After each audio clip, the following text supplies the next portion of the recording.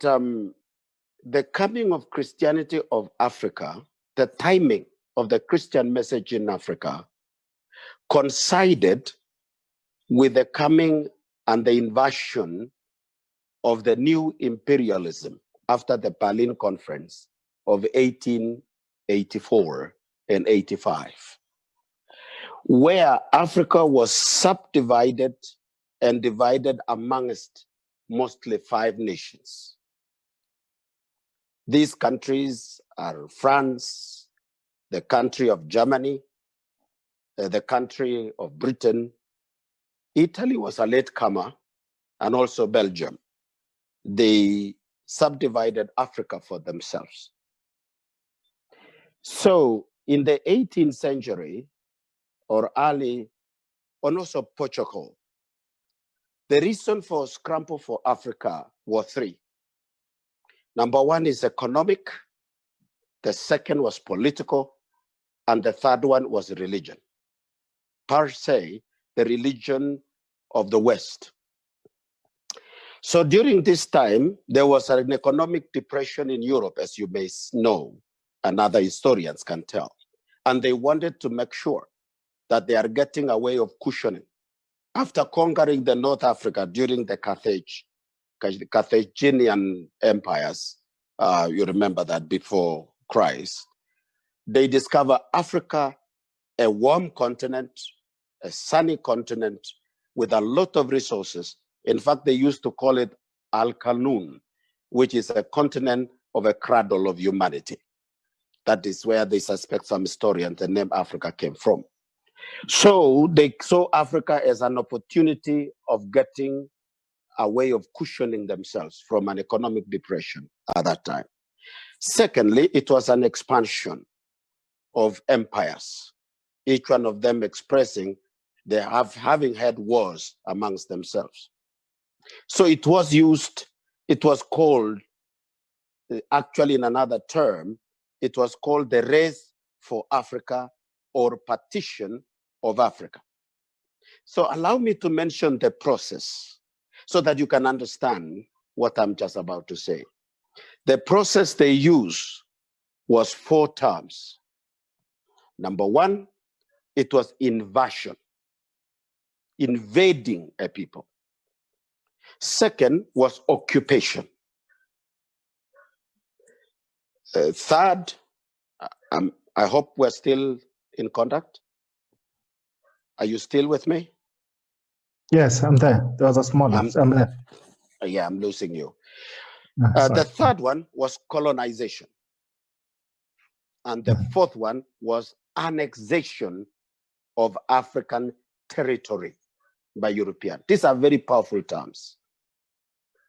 One of the writers who wrote after exploring Africa, they discovered Africa had traditional leadership, which managed their economies to the benefit of their people. What you can call it, and if I may borrow the term from the Praetorian University, as they define the philosophy of Africa in leadership and management, they talk about Ubuntu, which guides the African concept of management. That you are me and I am you. That's in Africa. That in Africa, there is no one who is supposed to suffer identity crisis. That every child in African society belongs to the society.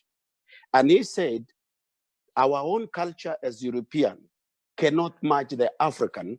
If they are allowed to be organized, they will be the dominance of the world because there is no beggar and there is no poor. The rich and the poor, in a way, are so synchronized that the society of Africa is so self-beneficiary. And they developed a program. The first program is that as we invade to dominate Africa, we must destroy their traditional leadership. So they found 2 types of leaders in Africa. One was the leaders with seers of the community. They had a very deep concept, insight of having the capacity to look at things today and see the future. you could term them like prophets. Such were in the community of a Kalenjin community. And that family is the society we know as the family Nebro Kapkoitalil, for example. There were others also in South Africa, there was in West Africa. One of the things that the Koitalil family was able to tell the community is that I am seeing a white man coming. They saw the railway being built. They saw the white man settling in Kenya, and they saw them going back. And after the war, after the scramble for Africa in 1885, 5 years later, the Kalenjin community was the first community in Kenya to resist the white man. And we had a battle, an organized war between 1890s up to 1905 when Koitalel was killed. He was murdered and his head was chopped off and taken to England to study, to understand how come that it looks like it is superior. We were so superior because of the use of our traditional weapons. Because Wazungu would climb on trees and lie in trenches using their guns. But they were surprised that they were hit by our arrows. Do you know why? Because about 200 men would lift the arrows up, shoot them up to the sky, and it begins to rain on them in the caves and on the trees. It brought them down. The only way they could do it was to lure into what you would call an handshake in our modern term between the general and Koitalel at that time. So one policy was to kill the leaders and destroy the leadership, cultural leadership of the peoples of Africa. That was point number one. Point number two was to change their culture and replace with the European culture. Change their food, their clothing, their language, their way of life, change and interpret it. Because of that, they demonized every practice of African culture, including our own. So having said that, and then the others, of course, you can understand, economic approach, political approach, they set up territorial and so on, because it was an invading army. It is out of this that Christianity, while they were preaching the gospel, the agreement between the missionaries at that time and the state was one. As you propagate your religion, make sure that these people think like us. They abdicate thinking the way they are. And that is what we were fed. So every practice of Africa related to three important ordinances of our society. One is marriage. Two, rite of passage. And three, enthronement, ceremonies and rituals of leadership. The three of them. So they had to distort. So those who interpreted and they knew English in the 1st century and they knew Kiswahili, if you know, if I can say it in Kalenjin,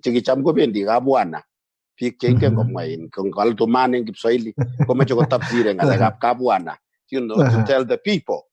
So when they were interpreting, what does it mean? And I would like you, and I like the Kalenjin brethren, to read the book by Mr. Anderson, David Anderson. He wrote a missionary with the World Gospel Mission.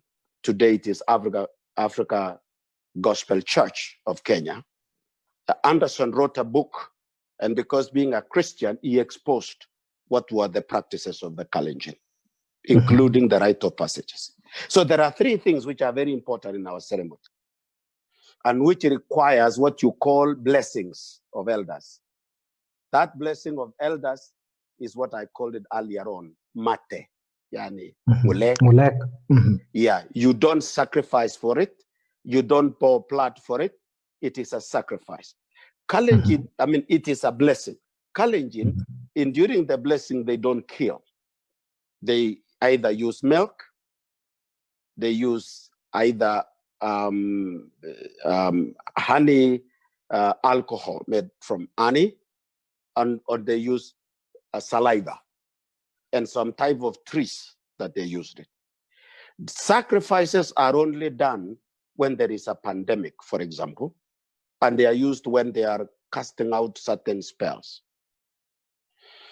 Kalenjins don't get blessings from witches. Witches are among the people who are categorized to be the wrong people in society, and they're earmarked for capital punishment culturally. Maiberurei ngecheret among mutchin grokta boruriet ponin in Kalenjin. Sorcerers. Anago chep soge inik.